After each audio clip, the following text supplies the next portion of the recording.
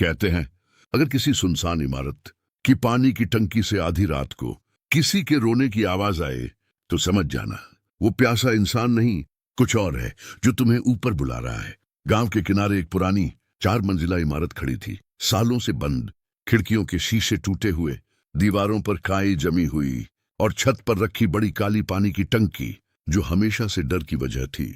लोग कहते थे कि उस टंकी में कुछ है, कोई जानवर नहीं, कोई इंसान नहीं, कुछ ऐसा जो सिर्फ रात में जागता है। रवि शहर से गांव कुछ दिनों के लिए आया था। उसे इन बातों पर विश्वास नहीं था, लेकिन एक रात जब बिजली चली गई और पूरा गांव अंधेरे में डूब गया, तभी उसने वो आवाज सुनी। धीमी, कराहती हुई आवाज, जैसे कोई पानी के अंदर से मदद मांग रहा हो। पहले उसे लगा वहम है, लेकिन आवाज दोबारा आई, बचाओ। उसका दिल तेज धड़कने लगा। आवाज उसी पुरानी इमारत की छत से आ रही थी। जिज्ञासा डर पर भारी पड़ गई। वो टॉर्च लेकर इमारत की ओर बढ़ा। सीढ़ियां टूटी थीं, दीवारों पर नाखूनों जैसे खरोंच के निशान थे। छत पर ठंडी हवा चल रही थी, चांदनी सीधे टंकी पर पड़ रही थी। आवाज अब बिल्कुल पास थी। रवि ने ढक्कन छुआ, वह बर्फ जैसा ठंडा था। कोई है अंदर? अचानक अंदर से जोर की टक्कर हुई, ढक्कन हिल गया। हिम्मत जुटाकर उसने ढक्कन थोड़ा उठाया और टॉर्च की रोशनी अंदर डाली। पहले काला पानी दिखा, फिर पानी हिला, धीरे धीरे कुछ ऊपर आया। एक चेहरा, लेकिन वो इंसान जैसा नहीं था। आंखें पूरी काली, त्वचा नीली, मुंह अस्वाभाविक रूप से चौड़ा। वो मुस्कुरा रहा था। रवि पीछे हटते हुए गिर पड़ा, टॉर्च दूर जा गिरी और तभी वो चीज टंकी से बाहर निकलने लगी। उसका शरीर लंबा, हड्डियों जैसा पतला, हाथ असामान्य रूप से लंबे। वो दीवार पर ऐसे चढ़ रहा था जैसे गुरुत्वाकर्षण का असर ही ना हो। वो रवि के सामने आकर खड़ा हो गया। उसकी सांसों में सड़ांत थी, उसकी आवाज इंसानी नहीं थी।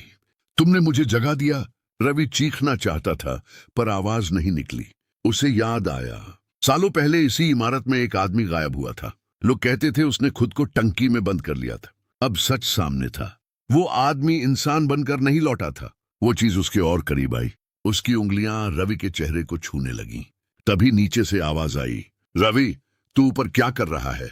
गांव वाले उसे ढूंढते हुए आ गए थे। आवाज सुनते ही वो चीज पीछे हटी। उसकी आंखों में गुस्सा चमका और अगले ही पल वो टंकी में कूद गई। ढक्कन अपने आप बंद हो गया। लोगों ने रवि को बेहोश पाया और नीचे ले गए। सुबह जब सब दोबारा छत पर पहुंचे तो टंकी खाली थी, सूखी, लेकिन ढक्कन के अंदर ताजा नाखूनों के निशान थे। उस दिन के बाद रवि बदल गया। वो अक्सर रात में छत की ओर देखता और कभी कभी उसके कान के पास कोई फुसफुसाता, मैं अभी भी प्यासा हूं। अगर आपके घर की पानी की टंकी से कभी अजीब आवाज आए तो उसे अनसुना मत करना। हो सकता है वो सिर्फ पानी ना हो सकता है कोई इंतजार कर रहा हो। अगर आपको ऐसी खौफनाक और रहस्यमयी कहानियां पसंद हैं तो हमारे चैनल को जरूर सब्सक्राइब करें। यहां आपको मिलेंगी सच्ची घटनाएं, डरावने रहस्य और ऐसी कहानियां जो आपकी नींद उड़ा दें। अगली कहानी में मिलते हैं। याद रखिए, हर बंद ढक्कन के नीचे सिर्फ पानी नहीं होता।